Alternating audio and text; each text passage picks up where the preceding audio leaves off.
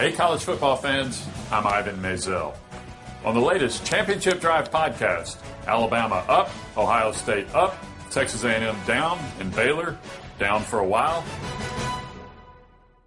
All right, as Mister's father said, in the color purple, the dead has risen. The Raiders clobbered the Broncos in prime time with Latavius Murray going off. Season high 114 yards, career high, 3 rushing touchdowns. It was a mighty statement for a team who just last week set a record for penalties in an overtime win against the Bucs. But the Raiders, 7-2, sole possession of the AFC West. And here to break this situation down with me, 2 first-timers, Bomani Jones of Highly Questionable, and of course, the Evening Jones and all things Jones, right? Check them out on ESPN Radio, the right time, 4 to 7 p.m. And 5, Donovan McNabb, Eagles great. Hello, ladies. How are you? Not even the gentlemen, they don't get one. No. To the ladies. Hello, ladies. Thank you for boosting our female viewership. Bo, I'll start with you, though. You see how the Raiders, how they handled the Broncos last night. Officially ready to say the silver and black are back. Oh, I'm not going to say that they are back right what? now. No, well, okay, for one, their defense is bad. They played against a team that has a bad offense, and their defense is bad, so that did not come up. That is not the Denver team I think a lot of us thought that we were going to see coming in the year, to leave not playing, all of those things. Look, I grew up rooting for the Falcons, right? And I spent all my time telling people, don't fall for this. You need more evidence before you start going to this. Don't fall for this. I'm not there yet with the Raiders. I'm not saying they're bad. Right. But I'm not there yet. But you're not ready to push I'm not putting them with New England. I'm not putting them at the top of the AFC. True indeed. And I don't have them number 2 either. I think what we're seeing from Denver, we'll see a different Denver probably in the next 3 weeks when they get healthy. I look at the Oakland Raiders in a sense.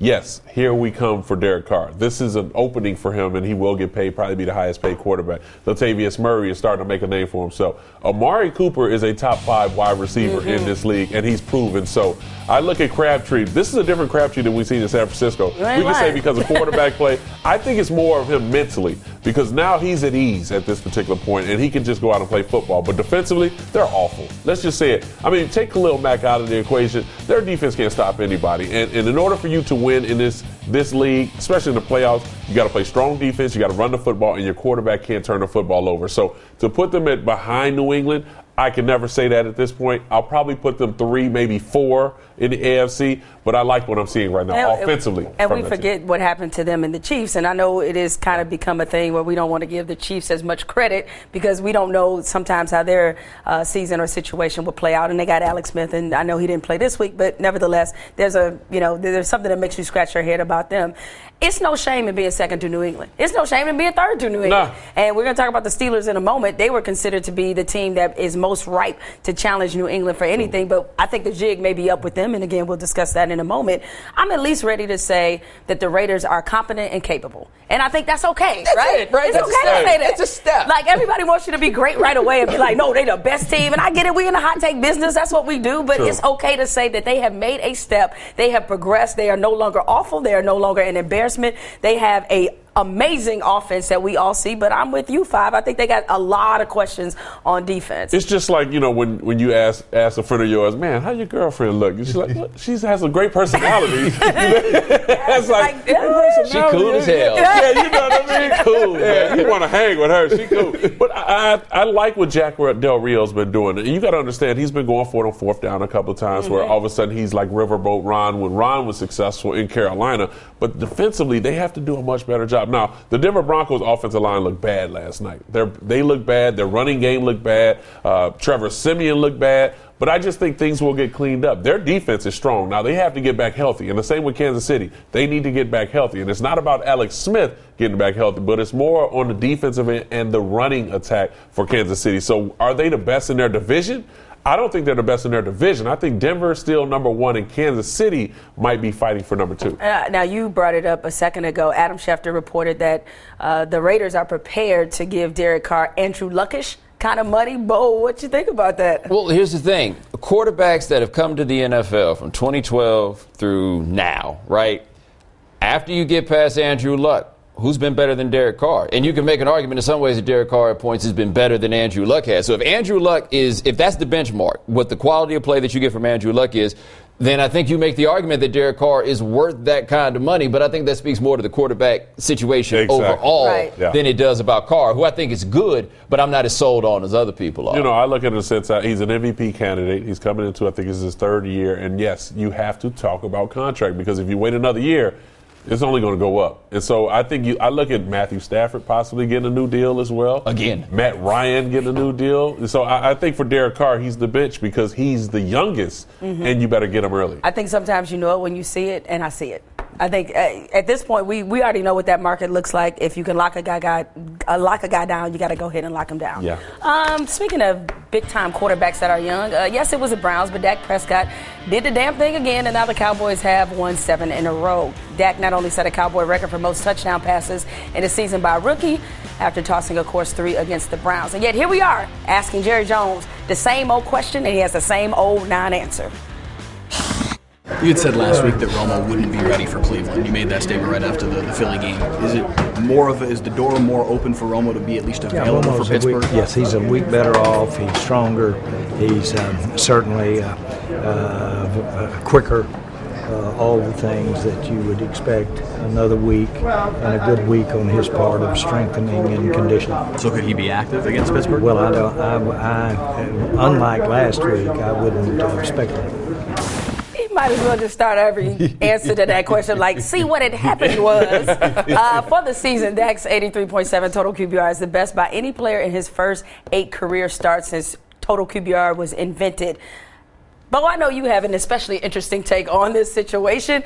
You mean to tell me, I've heard you before, you're still in the Tony Romo camp? Yep. Still? Yep. 7 wins? Yep. Still? Yep. Why? Because if it was Tony Romo, it might have been 8. That's why. Oh, come on. You better blame Terrence Williams for that. Maybe if he gets out of bounds. Look, this is all I'm saying here. And Prescott has been good, but we saw last week that he's still a rookie quarterback. And you're going to have the rookie quarterback moments that come up, right? At some point, that's going to get you. So you get in the postseason with a rookie quarterback, good luck to you on that one. I don't think that's the way you want to go. Last time we saw Tony Romo play a season, he was one of the 3 best quarterbacks in the NFL. So you're telling me if I got Tony Romo and I got that running game and I got Dez Bryant, you're telling me he can't do what Dak Prescott has done? We don't know because the back injury is he's got another back injury. That's right. And when he comes back, we will see what he can do. And if it ain't working, then the other guy's right there. But I don't think you can ignore Tony Romo just because the young boy's been balling like this. I think it's easy to ignore Tony Romo at this point because of the way Dak has been playing, because of the chemistry of the offense and defense rallying behind this young man. He hasn't turned the football over. So for a young man, it's an easy transition to make because Tony Romo has been hurt. He hasn't been healthy over the last 5 years. So we can talk about Tony Romo 5 years ago, or we can talk about Tony Romo when he was healthy. What about 2 years ago? 2 years ago. Yeah, 2 years ago when they lost to Green Bay, but that was the best year they've had pretty much since he's been starting. So I look at it in a sense for the Dallas Cowboys. The direction you're moving in at this point is younger, quicker, faster, and competitive. That's what they have right now, this young man at the helm. Now, did we expect him to be there? No. But it was a blessing in disguise to see somebody other than Tony Romo have success in Dallas. And now with the money that he'll be receiving the next couple of years, it's time to let him go. No, the future looks bright. Now, the cap situation makes it impossible for them to let Tony Romo go before next season. Trade. Right. But even then, it gets worse. Like, they're in a bad place. They had bet on Tony Romo being the quarterback. Their future looks fantastic, but I ain't getting that charged up over beating the Browns, right? Like, if you come talk to me about this and he had played that way against the Eagles, I might have had a different discussion with you. But I haven't seen Dak Prescott do one thing yet that I'm like, yeah, Tony Romo can't do that. Well, let's go back to the Eagles game. The reason I felt Dak played that way is because he had so much pressure about the talk about Tony Romo. And then Dez Bryant was getting put right back in the same situation. He tried to force a lot of balls to Dez Bryant, throwing off his back foot, underthrowing balls, throwing balls in the dirt. So now you're seeing a more balanced team where Jerry Jones came out to say pretty much this is Dak's team. So now he's relieved of pressure, and old man Winter was on fire last night, and Jason Witten. It seems like nobody wants to cover Jason Witten. Right. He's about 88 years old, still running the same route. He don't even run. He shuffles. He just shuffles. Like what? Yeah, it's like, how'd he get open? He just fall down. Yeah. All right, here we go. First down. Well, my concern, too, though, Bo, at some point, you get so deep in your season. Like, it's one thing if this is week 4 or 5. Like, man, we 8-9 weeks in. Like, at some point, you can't just turn over the offense to somebody else and expect everybody to readjust once again. Well, if we want a historical example, the 1972 Dolphins had this exact same situation. Like, imagine if that happened now. The undefeated team that wound up undefeated at the end of the year, their future Hall of Fame quarterback, I'm not saying Romo's future Hall of Fame, but their future Hall of Fame quarterback gets hurt, you bring Earl Morrall in, and then when Greasy's ready, you bring Greasy back. Like I say, everybody else on that team, if they are out and you feel like that guy is still the better player, you put him in. I haven't heard anybody tell me they think Dak Prescott's a better player than Tony Romo. It's all this momentum argument. But you know what? I wouldn't say that necessarily either, but there's something to be said for chemistry and fit. Exactly. That's it, and that's okay. Yeah. Timing is everything. Timing is everything, and it's just like you don't want to reintroduce. And look, I get it. Tony he knows this team. He's been there, but I do think there is a question about how healthy he can be. Most times when you put Tony Romo in these days, you're wondering what's the next hit going to do to him. No, you're right. He might get hurt, and if he gets hurt, guess what? You got your man right there. Like, the best his psyche up now. His psyche will be fine. Like, if his psyche is that bad, then what are we talking about? You think he handled the playoffs if he can't handle that? Well, the whole thing is they haven't been successful in the playoffs. So now when Tony go out, then he come back in, you lose another playoff game. So it's the same old. I'm just saying, I've seen it before where there's a quarterback who has been very good and may have been hurt, and the organization looked ahead and thought to themselves, well, maybe this guy that we got in the middle rounds behind him is the way to go. Not always, man. Not always. New England made the right decision. They did. They absolutely did. But this isn't Drew Bledsoe. Like, I think Tony Romo's a better player than Drew Bledsoe. Yeah, exactly. So he wasn't quite in the doghouse the way that Drew Bledsoe was then. On to the Steelers after Mike Wallace boat raced the Steelers defense for a 95-yard touchdown. He's still running. That should have been the first sign this was about to be a bad day for the Steelers. Big Ben being back was supposed to mean something. But the Steelers' offense was just dreadful. They had 0 points after 3 quarters, 7 first-half punts, the same number of completion that Big Ben had, by the way. And in fairness, Ben wasn't healthy, didn't look healthy anyway. And not only did the Steelers struggle when he doesn't play, they seem to struggle when he returns from injury. The Steelers are now 2-6 when Big Ben is coming off injury. 5, what is up with the Steelers? What's wrong with this team? They go as far as Ben takes them. And when Landry Jones is in a position, it seems no one has confidence in him, no matter how long he's been there. And I look at it and says, now it's time for Mike Tomlin to step up and put his foot down. The man's not healthy. I know that you want to have Ben in there, especially at this part of the season. You think it was a mistake? Yeah, it was a mistake, especially to come in against Baltimore in Baltimore. Right. Their defense is pretty solid. So you expect them to kick off some rust against one of the best defenses in your division? It's not going to happen. And so now the question comes out to me, because in the very first part of the game, you go 4 wide. Like, really? The man just came off a couple weeks of trying to rehab. Right. So Le'Veon Bell, let's run the football. Let's get the intermediate passing game to Antonio Brown. Let's do some things like that to get his legs up under him. And then when you see him run, it hurt me to watch him run. So I just think for Pittsburgh, you're doing entirely too much. Let the man rest and get himself back healthy. Hey, Landry Jones can wait for another 2 weeks to be able to hand the ball off to Landry Jones and hit Antonio Brown. I just think at this point we're reaching. I think they're a sleeper team still, but don't damage his knee worse. But they've decided if he can walk, he starts. Like, that's the decision they made all the way. And this thing always is he comes back so fast. Like Suggs talked about that. I'll hear the same thing from him, and he's going to be out here playing eventually. Just because you can play does not necessarily mean you should play. Right. On the other hand, Landry Jones.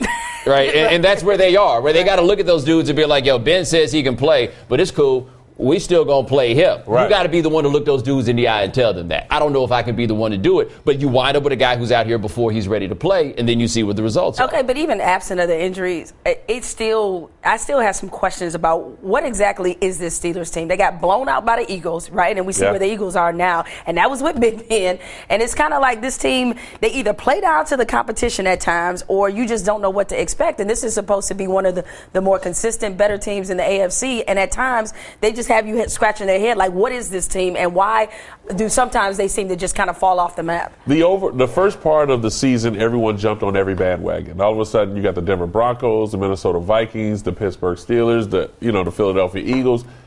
You begin to get exposed as the games continue on. And I think at this particular point, the teams that I've mentioned have continued to struggle. And now with injury in Pittsburgh, this has happened since 2009. Ben hasn't played a full season pretty much since 2009, 2007. So I look at it in a sense, They do a great job of drafting. They do a great job of bringing in free agents. But at some point, you have to trust them and be able to allow those guys to go in and get their rhythm. So when your guys get back healthy, they can easily slide in. It's a good transition. Well, go ahead. I don't think they even play down to competition. You go back and look at that schedule now with the benefit of hindsight. They got that win over the Chiefs. None of those other wins rate. Right. They're just not that good. Right. And which is amazing to say considering all the high expectations for them and especially for that offense. I'll tell you what they might need to think about is maybe drafting another kicker. Because after my you didn't like that? This is the worst onside kick I've ever seen. It worked in practice. No, actually, and we have footage of this, it actually worked in a real game. He did this at Rice. Like, what was he doing? At Rice. It's Great academic university. Apparently, it's called the Rabona, I guess. The what? The Rabona. The Rabona. Okay. Now, this is the Rams. Like, who are they? They fooled themselves. Like, there's like nobody on the Carolina team is going to realize where the ball is until we run all the way past them and recover it in the end zone. See, that's the plan here. That was the plan, and for some reason, look, I know the way it looks. I actually think that I actually think the Carolina one or the Rams one was worse. And I know aesthetically that looks just poor because he just kicks it afterwards. Like, you know what? Maybe something will happen. That's when he just pissed off. I kind of applaud him on this one because, yes, it has to go 10 yards before you can recover it. But, I mean, who's to say you can't kick it again? The reason why I stalled him out, as I said, he actually pulled this off in college. See? What was number 3 doing? He like the ball was coming to him like a magnet. Like, you got to run to the ball, brother. Like, he's like, wait a minute, what? Wait, I got a lot more questions. I didn't practice that. He was like, I didn't see that coming. See, he had him fooled. He thought, like, what, is he trying to trip himself? Is he river dancing? Like, what is happening? And then he was doing the new running man. That's what he was doing. I'm still trying to hurt himself too. He looked like his ankle was going to crumble under him on that play, and that would be like past the grammatical level of hustling backwards. Doing too much. That's what that is. We have a segment called that. You may have known that. Hey, football fans, this is Mel Kiper Jr. On the latest First Draft podcast, Todd McShay and I identify a crisis which must be dealt with in the world of football. Find out what it is when you subscribe to the show in the Listen tab of the ESPN app. All right, we'll hear from Aaron Rodgers in a moment, but basically that squirrel showed more life than the Packers. It's one thing to lose to the Cowboys and Falcons. It's something else entirely to lose to the Colts, whose secondary consists of me, you, your mama, and your cousin, too. And A-Rod was not having it. Yeah, we got to respond better like we did to close out the game. Get the crowd involved more than just the squirrel on the field, and that would have been a better situation for us. I have no idea. I don't understand it. I mean, this is what we get paid to do, is to bring it every week, and I hope the guys would say that I bring it every week. I mean, I love this game, and I bring the energy. I'm not a rah-rah guy, but I'm a focused, enthusiastic player, and I don't know what the lack of juice was. I mean, you kind of felt it over the entire sideline. We didn't have the same kind of enthusiasm and encouragement that we had the previous 2 weeks. So we got to look deep in the mirror there because that's just not acceptable. Now, this is the same Aaron Rodgers who once infamously told the media, Packer Nation, to RELAX because they were questioning what was going on with the Packers. Seems like another word he needs to spell out, which is panic, PANIC. Five, what do you think about him calling out everybody right there? Well, I mean, if that was any other quarterback, we would have been, killing him right now. And I think for Aaron Rodgers, you said everybody needs to look in themselves in the mirror. You need to look at yourself in the mirror because you're not the same person that you were a couple of years ago. I know everyone gets excited about who's the best quarterback in the league, Aaron Rodgers, and you look at his numbers and you'll say, wow, I mean, he's putting up great numbers. But for the eye test, it seems like he's missing receivers. He's trying to do too much in the pocket, meaning nothing is on time. There's nothing with a 3-step drop, 5-step drop, 7-step drop, balls out of his hands. To me, he's ad-libbing everything. And you see guys all of a sudden standing wide open in Randall Cobb, Jordy Nelson, when Cook was playing tight end, and all of a sudden it's a scramble drill. So for all the fans, and I think for all football fans at this particular point, we want to blame the head coach. There are guys that are wide open right now that he's missing. So instead of worrying about the enthusiasm of the people on the sideline and that squirrel who showed more burst than most of his wide receivers, I think he needs to look at himself and get his game back together and try to lead this team to where they need to be. I feel like what we have here is a collective failure, right? Because you're right. In this game, there were guys wide open that he was missing. Now, we've seen this week after week, and we've seen dudes not be open. We've seen schematically those guys aren't getting much help. to get open. So where they are right now, it's panic beyond this season. It's hot seat time. Like, if we're going to be honest about this, it is you can only live off the glory of the Super Bowl, but for so long. And that Super Bowl was 6 years ago. So we know how this is going to go in order. If they don't win this division, the end of the year will probably involve a new head coach. The next person that people will look at will be the general manager. The last person people will look at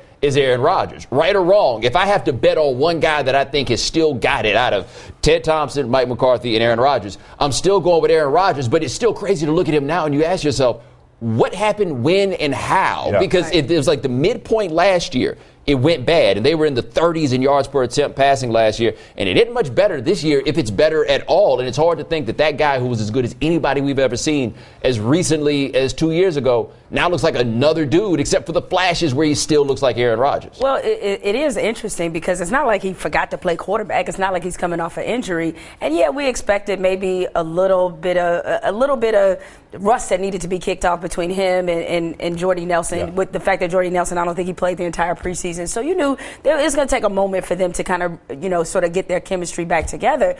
But I'm with you. Like, he's just missing a lot of dudes. And not only that, defenses are playing him. Like, those maneuvers, like your same moves don't necessarily work anymore. Yeah. You know what I'm that saying? That old man with the crossover. You know what I mean? That crossover it's like, slow. hey, no, like, telegraphing it. We yeah. see it coming. A lot of them are playing his moves. They know what he's going to do. They're going after the ball, yes. and particularly because he's always been very casual with how he's carried the football. And I think that this can happen to any quarterback. Some people said it happened to Brett Favre. It happens to all of us. It happens to all of you. You get to a point where not only you lose a step and you're not as fast or faster than the defense that you're playing against, but when they start to figure you out, you start to go back to lazy mechanics. Right. And I think you see some of that. It's not all on him. You're right, Bo. Like, they have some answers in terms of how they built this defense, some of the other tools they put around him, and some coaching issues. So it's not just on him. But I don't know if he's necessarily the solution either. And that's always kind of a dangerous place to be. Also, to be fair to him, he is throwing to, by and large, a rather anonymous crew of people. Like, the day you looked up and he was handing the ball off to number 88, you realize that something here was right. not going. Like, 88 is not here for getting the ball. Like, that's not what they give you that jersey for, right? Yeah. So they have so much that's going on, but you can't absolve Aaron Rodgers at all in this. Now, with Favre, to be fair, there would be years where it would look bad, and then he'd come back around and look okay, and then he turned out to be 40 years old and could still go. But I think you're right about that if you've had these lazy mechanics and all those things, you can get away with it when you're really, really good. You slip a little bit, and then all that stuff falls off. Yeah, all right. Another quarterback issue to discuss. Seeing Mark Barron level Cam Newton like that made me wonder. So what exactly did Cam and Roger Goodell talk about when they conversed last week? Right, about Cam not feeling safe on the field because all these vicious hits. Did they exchange recipes, talk about the stock market? Because I don't know about you guys, but I'm really surprised that neither the Mark Barron play or Aaron Donald, when he just engulfed Cam, that either one of those plays did not draw a flag. Bo, are you surprised it didn't? At this point, I guess I'm not, because it's happened for so long, but I don't feel like there's another quarterback in the league. Forget just the helmet-to-helmet element of it. You can't raise your forearm up on a quarterback. You couldn't do that in the 90s. You certainly can't do this right now. They still don't call it. Like with Aaron Donald, I almost have a measure of sympathy for the defender in the sense that he can't go low, so you got to go high. But he's 6'2". Yeah, right. He got to go up. Right, but he launched himself in a way again that you're not supposed to be able to do this. So all the arguments about running quarterbacks and being outside the pocket, you want the dude to stay in because you say that's where the protection is. Except there seems to be no protection. Yeah. The whole thing when I watched this, and for Cam, everyone talks about the calls that may have been missed from other quarterbacks. Well, we're not talking about these other quarterbacks. Ever since the first game, it's been put on notice of how Cam is being treated. And so now Cam speaks out, and you think, okay, it's been put on notice at this particular point for all referees, and they're still missing calls. So now I'm really starting to question Roger Goodell. Roger Goodell, you have your hand in the cookie jar for everything that's going on in the NFL. Why not make a notice of this? And I'm looking for something from the NFL publicly to apologize to Cam, to say we've missed it. Something has to happen, because it's really getting out of hand to the point where I'm really worried about Cam's safety. Because as a defensive player and a defensive coordinator, if I'm sitting in a defensive room and I'm rolling the film and I'm saying, you know what, we're going to hit him just like this because we can get to the quarterback. We don't have to worry about fines. We don't have to worry about getting flagged because they're not calling it. So let's take him out of the game. And the way we do this, and you roll a film just like that. So as every defense coordinator they play, they're going to do the same thing until they find guys, until they put it on notice, and the NFL comes out to say, this is not acceptable. And NFL's right to me. It's not just about like taking them out of the game. There's a competitive disadvantage when the defensive players don't have to slow down. Like with Tom Brady, you have to slow down. With Drew Brees, you have to slow down because they're going to call it on you. These dudes don't ever have to slow down. Yeah, no, I think it's perplexing to me because, and I'd love to hear your thoughts on this, but why is Cam officiated so differently? Like, you can't even say his size. Like, what is it? Like, I can't get to the bottom of this to understand why they would treat him so differently than they do other MVP quarterbacks. That's the part that gets me. Is like, we're not talking about him year 1, year 2, or anything else. He was the best player in the NFL last year. It's bad business for the NFL. They protect the quarterbacks because the quarterbacks are the people that we tune in to watch. We tune in to watch that dude. Like, I mean, I've lived in that area, in North Carolina for long enough. We weren't tuning in to watch Jonathan Stewart, right? Like, that's the guy you tune in to watch. He's one of your most marketable stars. And normally just pure cynicism in business makes you say, we need to look out for that guy. They're like, nah, he good. He got it. The funny thing about it, let's go back to when Ed Hockley so-called told him, you're old enough in this league to get those calls. Continue to play or something to that effect. And now you look at it and say, well, do the referees have a thing against Cam Newton? And if so, why? Yeah, well, the whole thing about it is it's a star that's trying to be a bigger star. Like, if a referee tells you, you're not Tom Brady, don't worry about it. So, wait a minute. Tom is an MVP. I'm an MVP. So, I've led my team to a 15-1. He's led his team to a 15-1. Yeah, we didn't win the Super Bowl. They didn't win the Super Bowl then. So, I just think it's really unfair for Cam Newton. I think it's unfair for other young quarterbacks who have the ability of Cam Newton that are receiving. And then, I go to the comments that were made, which I don't understand. The comments that were made by Russell Wilson. And this just to me is, you don't understand what's going on, Russ. Like, Russ, this man is doing the same thing you're doing, and you're getting hit pretty much the same way as well. You're smaller, but you have to understand there's a bigger picture with this whole thing, and I'm looking for the league to come out and make a statement. Yeah, it's about essentially the protection of all of them, not just Cam Newton. So the other players, you would think, other quarterbacks in particular, would show a lot more support. I know one thing. I need to know who is outfitting Cam Newton. All right? Did you guys see what my man, and somebody put it perfectly on Twitter, he looking like Mr. coming to ask for Seeley's hand, or Nettie's hand in this case. Like, what's up with your man? But do we prefer this hat or the Smokey the Bear joint that he's been wearing for a while? Because they're all giant hats. Right. They are big hats. Yes, they are. Out there looking like an old civil rights I don't have a problem with the suit game. The card in the back of the hat and the feather that's like really high, real zoot suitish. Right. But I just think the road to a juke. Like, it's really professional. The suit, yeah, you know what I mean. Really professional.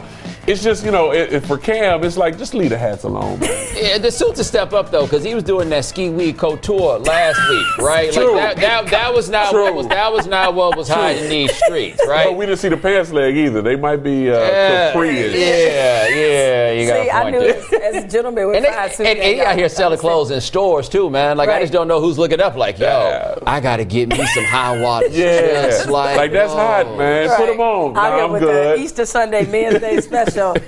Donovan, thanks so much for joining us. Thank you. Hope to have you back sooner rather than later. Hey, college football fans, I'm Ivan Maisel. On the latest Championship Drive podcast, Alabama up, Ohio State up, Texas A&M down, and Baylor down for a while. All right, let's put the pedal to the metal here and go hard in the paint. Yeah. All right, so the Vikings, they took a 16-13 lead with 23 seconds remaining. Matt Stafford got him, this is a wizard now, it seems, in clutch situations. Matt Prater kicked a 58-yard field goal to send the game to OT. And then in OT, well, look at this. I know, right? My man Golden Tate with the most stuntingest of stunts, all right? Along the sideline, took it there, flipped into the end zone on them both. By the way, Stafford's NFL best 5th game-winning drive in the fourth quarter or overtime this season. That looked like the opposite of hard in the paint, because I don't see how Harrison Smith and Zendejo did not fight him right then and there. Like, we got to scrap. Like, right here, when he hit you with that off me, right? Like, off me. So he hits him with the off me, and he hits him. No, man, we got to settle this right here, right now. The game's over. Right? It's not that they can kick you out. It's over. Well, interesting now looking at that division. You got Minnesota falling apart in large part because of the Lions. You got the Packers, what they're doing. Lions all of a sudden not looking like a bad bet. But they're the Lions. You said it, I didn't. All right. Chiefs tight end Travis Kelce was ejected in the fourth quarter yesterday against the Jags after arguing over a pass interference no call. Tossing his towel at the official as if it was a flag. Kelce said he felt like an idiot for the situation, and he learned he can't throw my flag at the ref, but he can throw his all day long. Why?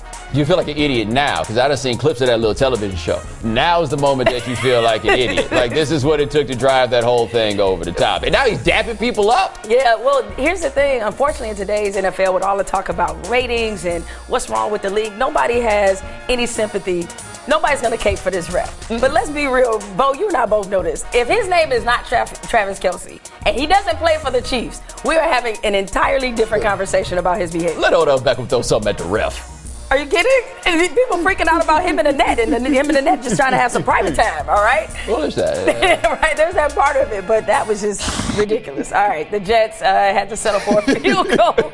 The second quarter, cameras caught Fitz and Brandon Marshall. John, don't look. He's always caping for my man. Doesn't look like that's happening there. Now, both players, they downplayed the incident after the game, but the Jets, their season's over with. They're 3-6, 2 more picks from Fitz, who has 13. I'm guessing that Bryce Petty and Christian Hackenberg must be truly terrible. I mean, well, Bryce Petty, you know he can't be so good because Christian Hackenberg is on the team, right? What I love about Brandon Marshall, whoever's the quarterback, he's riding with him. But he broke here. He was just like, look, man, the best quarterback I ever played with might have been Kyle Orton. Like, that has to just really dawn on him. But he's never made the playoffs. They're not going to make the playoffs this year. And he out here dealing with this. Yeah, I don't blame him for being upset. And afterwards, Brandon Marshall, I guess he tried to clean it up a little bit by saying that all the failure of the offense is the fault of him and Fitzpatrick. I'm like, bro, I like what you tried to do, but when you have a quarterback throwing picks like that, like, nah. The answer's nah. You can't get that done. Cannot do that. All right, Alabama stayed perfect. They shut out LSU 10-0. Jalen Hurts, this was about to play the game, basically in what was essentially a defensive battle. Lone touchdown in the game came in the fourth quarter. Crimson Tide defense held Leonard Fournette, 35 yards, 17 carries. But when is LSU going to ever have a quarterback? The thing about it is, like when? They get quarterbacks, they just don't do anything once they have them. It's like Dak Prescott's from Louisiana. If Dak Prescott had gone to LSU, Dak Prescott would look as terrible as all these other dudes who've been out. You're not going to tell me that all these dudes are sorry, right? They just can't ever get it going. And here, they had a Purdue transfer, and you're not going to be Nick Saban dropping straight back and trying to throw the ball. So what do they have to do? Drop straight back and throw the ball, because Brandon Harris can't do that. Yeah, Ed Orgeron has a lot of fans in the local area. They want him to keep this job. You think that's a good move? That's the worst idea ever. Nothing about that seems like a good idea. This is a great idea. Oh, yes. That was him at Cal, ghost riding in the whip. And to celebrate the 10-year anniversary of him doing that, here's him. And I think Mama Lynch, ghost riding in the whip against Washington. Bodie. Is anybody having more fun in retirement than Marshawn Lynch? How has this happened though, where he's become this beloved figure, right? With no compromise, none of this. He's everything that normally people hate, and now he gets to do this. Yeah, he's living a charmed life. Felt bad for him watching Washington straight up drag Cal, but look, with Texas A&M losing, it seems like Washington is in perfect place to finally get in the top 4 of the rankings when they're announced, I believe, tomorrow, or the weekly rankings, I should say. Ohio State putting up a good case, Louisville too, but Washington, man, I don't care what their schedule says, man. They out here dragging teams. Warriors, hey, guess what? They lost again. This happened Friday. Lost to the Luke Walton-led Lakers, or D'Angelo Russell-led Lakers, by 20. Steph was 0 for 10 from 3, snapping his NBA record of 157 games with a 3-pointer. So are we going to play what's wrong with them every time they lose? I mean, probably, but the same things are going to be wrong with them for a while. They're going to struggle to play defense because they don't have anybody to protect the rim. The one thing, though, it's clear. They didn't think it was going to be like this. Klay Thompson's shooting less than 20% from 3-point range. Yeah. Durant is the only guy that's really lived up to reputation and expectations so far. Which is very odd because we thought he'd have difficulties fitting in. I just want to talk about the Lakers for a second. They won 3 in a row. They look good, okay? I mean, I'm not ready to sit up here and cast them as a playoff team, but with the youth that they have, that core, and I know the Lakers fans are used to them, pulling somebody from free agency and getting some big name guy, but they got a nice thing developing there. The first likable upstart Laker team of any of our lifetimes. Think about it. When have they not had a superstar? It's been like 3 years total in the last 50. Very true. Look, the Giants nearly snatched a defeat from the jaws of victory, but they hung on to beat the Eagles in large part because Odell Beckham Jr. was doing Odell things, including notching his 8th career game with multiple receiving touchdowns. Meanwhile, the Eagles, that's what they called. They were doing everything possible to hold that L. You mentioned that 4th and 2, down 14-3 in the second, and then they went for it again, 4th and 1 at the Giants 6. Didn't come up with the most brilliant play calls, we'll say that. I don't know if the Giants beat the Eagles or if the Eagles beat themselves. I'm not sure which one applies to this. Yeah, I just know the Eagles lost, right? Because I do not feel comfortable saying that the Giants won. Like, I didn't mind going for those 4th downs. Mm-hmm. The calls, the second one wasn't so bad. The Carson Wentz call was just like, okay, you got real cute on this one. But they had the 4th and 9 late that we thought they were crazy for going for, and they managed to make that one. Their problem is, rookie quarterback looks like rookie quarterback, and it's looked like a rookie quarterback for about a month. Like, I see everything that everyone sees with Carson Wentz. He's got that presence, he's got the talent, but the time is just not right now. Yeah, he had, 2 picks, I think, in their first 5 possessions. Obviously, anytime you give the other team some advantageous field position that way or just get them off and running with a couple of turnovers, it's not going to go well for your football team. It's not just about what's up with Carson Wentz. It's also about just their play calling in general. Like, I know a lot of times fans from week to week, we're all amateur offensive coordinators. Everybody has a better play in mind when things don't work out. Like you said, I was okay with them going for it. It's just that what they called was very head-scratching. So today, Doug Peterson is facing, obviously, a lot of criticism for what he did, and he kind of deserves to do that. Carson Wentz, this is what happens, is that, look, after people got enough film on him, they were doing a lot of things in terms of like just dinking and dunking and doing little stuff, things that you would make a young quarterback feel comfortable. Well, guess what? Now the defense has sort of figured that out. So now what is your next move to put him in a comfortable situation so that your offense is able to compete in some of these games? Well, see, here's what they need to do to put him in a more comfortable situation. Get better players. Like, we forget that after the Chip Kelly thing, they were so short on talent. Like, the receivers are not good. The running backs are not great. There's not that much around him, and that's a lot to ask of a young guy in that situation. Yeah, they got Darren Sproles out here trying to treat him like a power back, like an every down guy. 4th down! They didn't give him the ball on 4th down! I know. I was like, that's kind of not what is necessarily in his wheelhouse. But the Giants, man, like Eli Manning, he almost did it again, right? It was just like, how those two, you want to talk about somebody riding out on 2 Super Bowls? My God, there's like nothing he could do from week to week that will get a Giants fan to turn on him. When he retires, what are we supposed to say?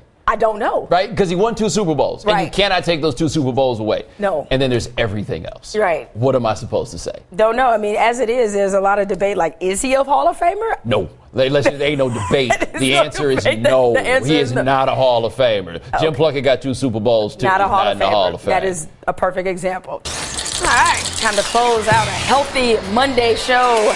We're doing too much countdown. And we start with Cincy head coach Tommy Tuberville.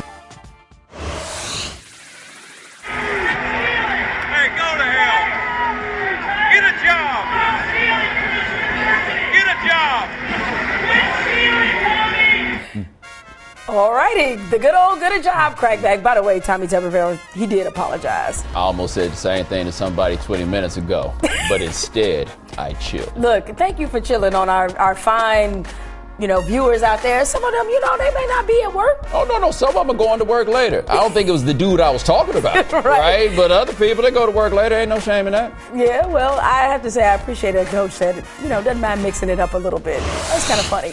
Paul George, man. So his emotions were running a little bit high, much like Tommy Tuberville. He was ejected for the first time in his career after kicking a ball in the stands that hit a fan in the face. Now, he did hug the fan right after before heading to the locker room. I'm expecting that he'll be fine for this. I'd expect that, too. Also, shout out to Michael Smith and that one time he threw them papers in your face in that moment. Hit him like, what roll? This wasn't what I meant to do. I was just over that? Because bringing that up? Because I'm on the show, and this was on the show, and I thought I was demonstrating to you that I'm a viewer. Okay, Bo. Baylor fans, no laughing matter here. They lined up for T-shirts in support of former head football coach Art Briles outside of McLean Stadium on Saturday. Briles, as you know, was fired in May because of all the sexual assault scandals happening there with his football players. So just so everyone knows, it's not only Penn State. Yeah, and then they got smoked. Yeah. Let's not forget that part. If there is a laughing matter, they gave up 62 points. Yeah, and supposedly there's a group trying to form in order to, they want to kick the Regents out and sort of do some damage control there at Baylor. This won't be resolved for a very long time, but the fans, they need to relax. Who doesn't know how to chill is definitely Steve Smith Sr. The bad blood between him and Steelers safety Mike Mitchell is a gift that keeps on giving. You ever tried to build a house with a screwdriver? That's almost impossible. Until the cabinets come. I'm a foundation builder. He's a cabinet. He ain't on my level, never will be. He's not even on the same level as my kids, so I'm not even going to concern myself with him. Alrighty. Steve Smith, if you recall, he put Mitchell on that lifetime hit list after the Ravens' Week 4 victory over the Steelers last season. Steve Smith, don't ever retire. Never. And what are you going to do if he talks to you like this? Because at some point he's going to stop talking, and then that creates a whole different issue that makes you wish that y'all were still talking. Right? Because we know Steve does know how to throw those nice hands. With his hands. Nice with his hands. Absolutely. Yo, man, so we finished or we done with this mannequin challenge? It's literally everywhere. You got the Steelers doing it, the Cowboys doing it. I mean, to me, this is mom on Facebook at this point.